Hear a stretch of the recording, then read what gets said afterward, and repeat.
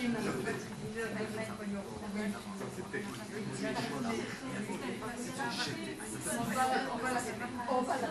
police. Oh, oui, c'est parce que la police... Si, là, si. Silence! La cour! Ce sont de nouveaux juges. Et de très bons. Attendez-vous à une surprise. Ces juges-là ont l'air très indulgents eux aussi. Qu'est-ce qui se passe? Le roi du tabac s'est évanoui à la vue des nouveaux juges. Il a l'air de les connaître. Ça, je ne comprends pas. Êtes-vous le négociant de tabac en gros Schwita? Oui. Vous êtes accusé d'avoir mis hors course votre propre cousine, mademoiselle Chente, pour vous emparer de son commerce. Vous reconnaissez-vous coupable? Non. Nous entendrons tout d'abord le policier du quartier au sujet de la réputation de l'accusé et de la réputation de sa cousine.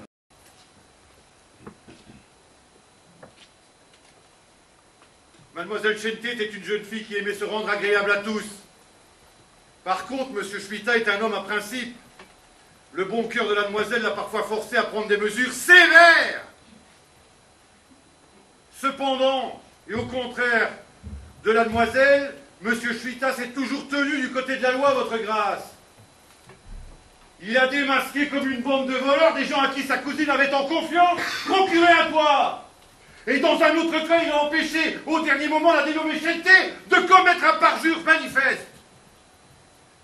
Monsieur Schwita est connu comme un citoyen respectable et respectueux des lois. À présent, il nous faut savoir si quelqu'un a quelque chose de moins favorable à dire sur l'accusé. Que savez-vous du comportement public de Schwita? Assassiné! Assassin! Qu'avez-vous à répondre? Je voulais juste sauver la simple existence de ma cousine. Je ne suis venue que quand il y avait danger qu'elle perde sa petite boutique. Je ne suis venue que 3 fois et jamais je l'ai vue rester. Des circonstances m'ont obligée à rester la dernière fois, mais de tout temps, je n'ai eu que des problèmes. Parce que ma cousine était aimée, mais moi, j'effectuais le sale travail. Voilà pourquoi je l'ai détestée. Ça, tu l'es. Prenez notre cas, votre grâce. Chente nous a procuré à toi et lui nous a fait arrêter. Parce que vous aviez volé des gâteaux. Oh, il fait comme si ça le dérangeait, les gâteaux du boulanger. Il voulait la boutique pour lui tout seul. Mais la boutique n'était pas un asile, tas d'égoïstes. Nous n'avions pas d'autre endroit où aller. Mais vous étiez trop nombreux. Et celle-là, elle était aussi trop égoïste? Nous avons mis tout notre argent dans la boutique de Chente. Pourquoi nous as-tu fait perdre notre boutique? Parce que ma cousine voulait aider un pilote à piloter. Il fallait que je trouve l'argent. Toi, tu voulais cette place lucrative à Pékin. La boutique n'était pas assez bonne pour toi. Le loyer était trop élevé. Ça, je peux le confirmer. Et ma cousine n'entendait rien à nos affaires. Ça aussi. Et en plus, elle est amoureuse de l'aviateur. Elle n'aurait-elle pas le droit d'aimer? Bien sûr. Alors pourquoi l'as-tu forcé à aimer un homme qu'elle n'aimait pas? Le barbier Choufou. Mais parce que celui qu'elle aimait était une crapule. Et parce qu'elle était une crapule, tu l'as engagée dans ton bureau. Mais pour t'amender, hein, pour t'amender. Pour en faire un garde-chiour. Et quand il a été amendé comme ça, tu ne l'as pas vendu à Madame Mitsu, elle l'a claironné partout. Mais parce que ces locaux, elle ne voulait les donner, que finit tapoter sur les genoux. Votre grâce, j'ai un mot à dire à sa faveur. Bien sûr que tu le dois. Tu es son employé. L'accusé a pu faire de moi ce qu'on voudra, mais il n'est pas un assassin.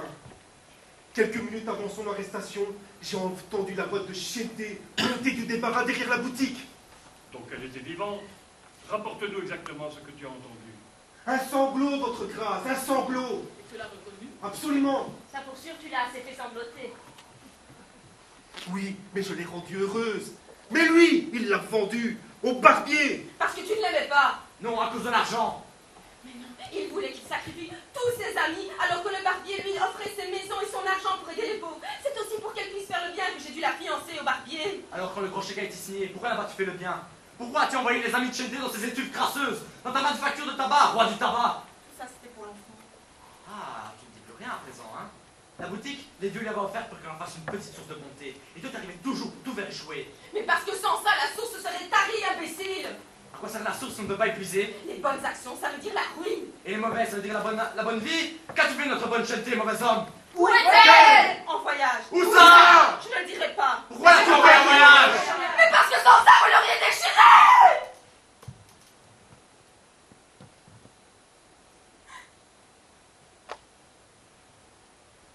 Je ne peux plus me taire. Je vais tout vous expliquer. Si on évacue la salle et qu'il ne reste plus que les juges, je vais faire un affaire. On évacue la salle. Il a même l'autre. L'autre. On va avoir une surprise.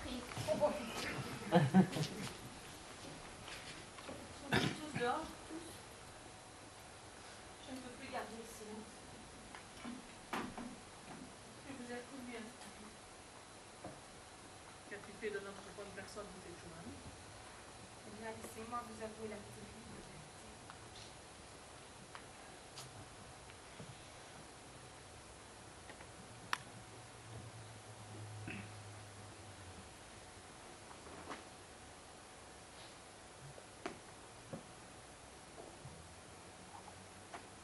Votre bonne personne, c'est moi.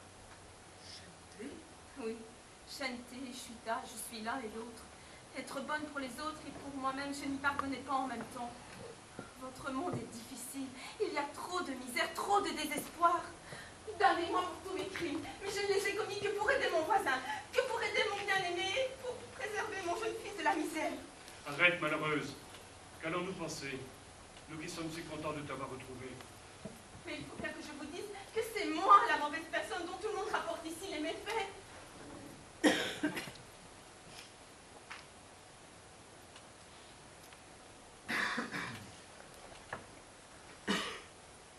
Un excès de zèle, un malentendu, quelque incident malencontreux, des voisins, sans scrupule. Et comment va-t-elle faire? Continuer à vivre? Elle le peut. Retournons chez nous.